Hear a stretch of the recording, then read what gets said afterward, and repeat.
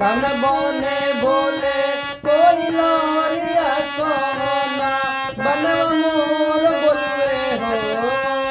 कान बने बोले कोई लरिया कहना बनवा मोर बोलवे हो।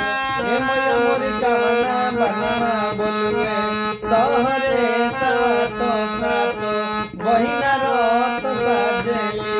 हे मैया मोर कहना बनवा बोलवे सहरे सातो सातो बहिना रत साजेली। हम डाढ़े बोले कोई लरिया निबुझ बनवा मोर बोलवे हो। हम डाढ़े बोले कोई लरिया निबुझ बनवा मोर बोलवे हो। हे मैया मोरी रौरा बिना सुन देवल घरवा तो सातो बहिना रत साजेली।